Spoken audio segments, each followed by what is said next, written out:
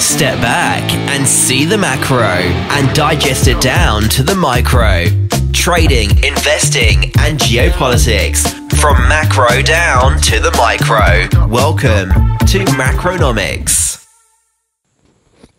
Welcome back to Macronomics, guys. Today I got a damn doozy for you.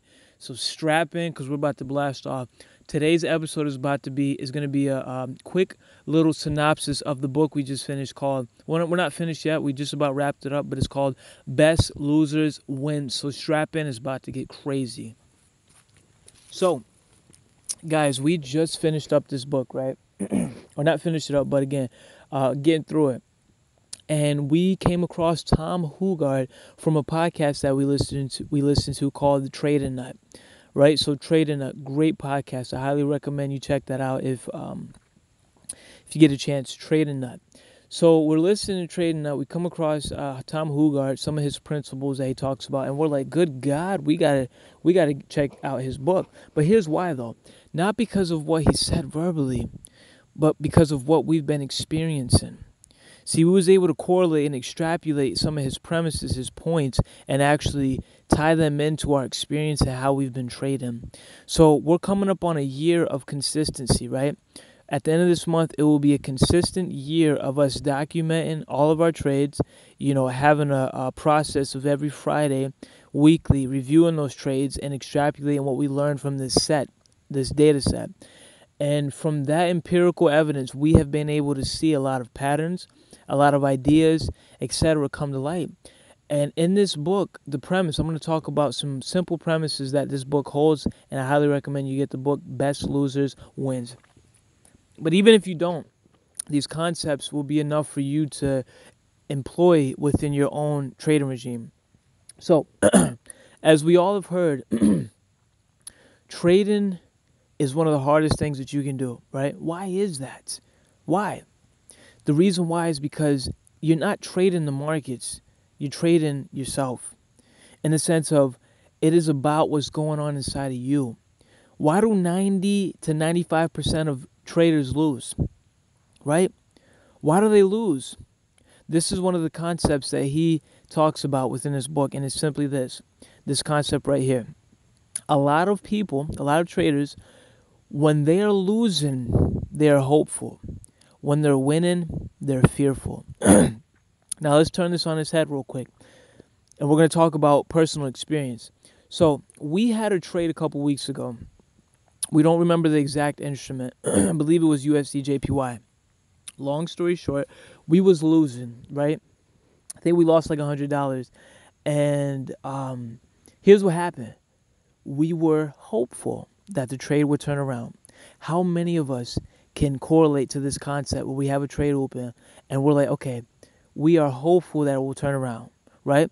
Now, let's turn it on its head. There was another trade that I was in. This, I believe, was the New Zealand dollar.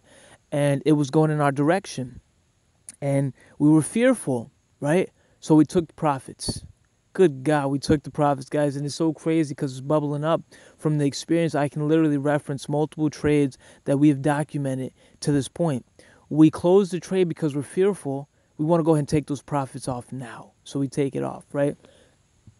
His whole premise is that in order to win in the markets, if you turn that on its head and instead become fearful when you're losing and hopeful when you're winning, you can have these exponential trades. See, here's what I'm learning, guys, from personal experience.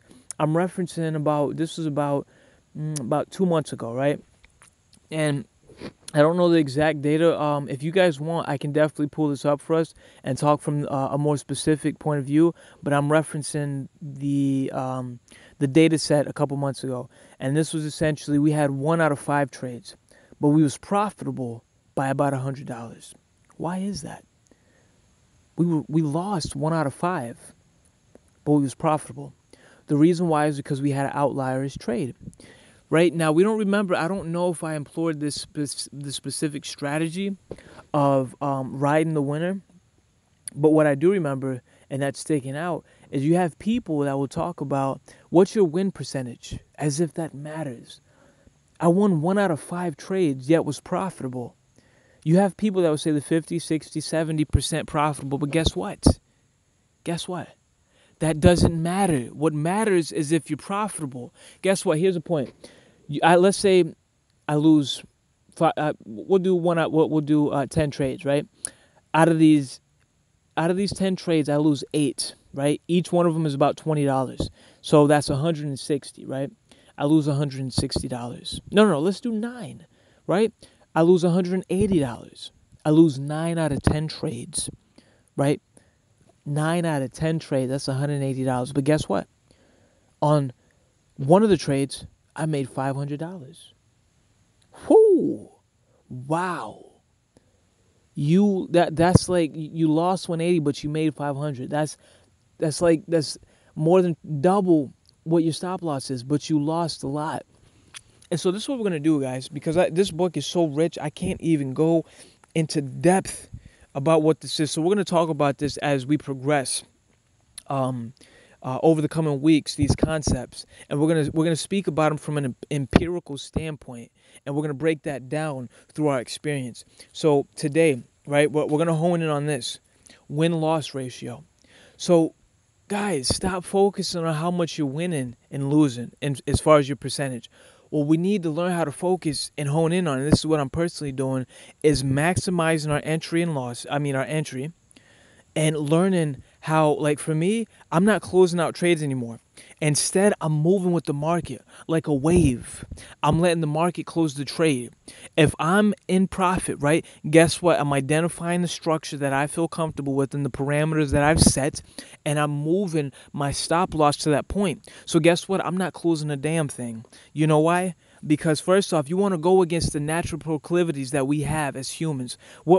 As our psychology is not meant to be in the markets, guys, because we're naturally risk averse. We don't want to run into risk. And so we got to dump this on its head. This is why 5% of the people are profitable within trading.